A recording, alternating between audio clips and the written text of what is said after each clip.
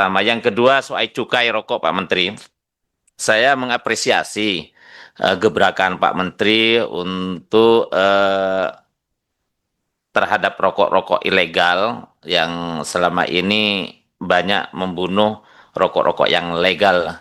Pemberantasan ini kita apresiasi Pak Menteri. Tapi satu hal barangkali yang perlu ingatkan, kenapa pertanyaannya, kenapa tumbuh rokok-rokok ilegal, industri-industri rokok ilegal, ini perlu dijawab Pak Menteri.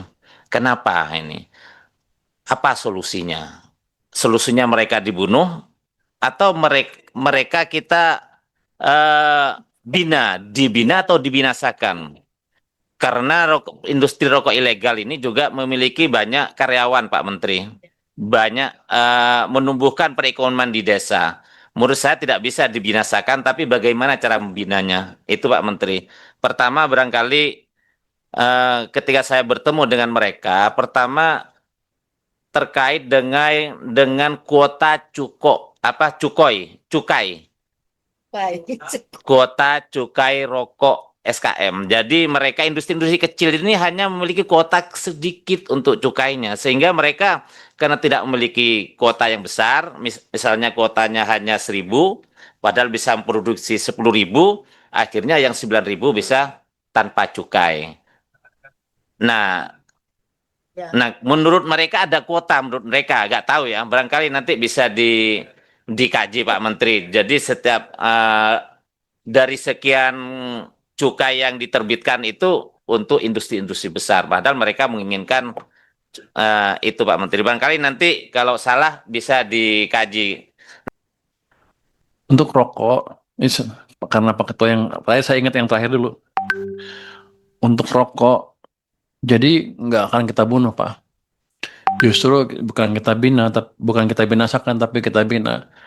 Saya sudah kirim orang-orang untuk berdiskusi dengan siapa juragan-juragan rokok yang gelap itu, ketahuan kan namanya siapa aja, untuk gabung dengan kawasan disebut KIHT, kawasan industri hasil tembakau. Jadi masuk ke jaringan produksi yang legal. Dua-duanya untung, dia tenang, saya juga income-nya nambah gitu kira-kira.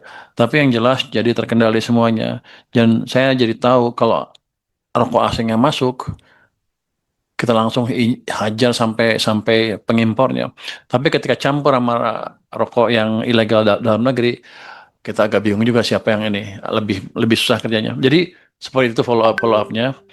Dan mungkin kalau untuk kawasan Jawa Timur, Februari udah jalan semua mungkin. Kita mau ke Madura, dengan Madura juga sudah diskusi. Siap ya? Dari Madura. Jadi kita sudah ngomong sama juragan-juragan di sana, akan ada yang ketemu dengan saya.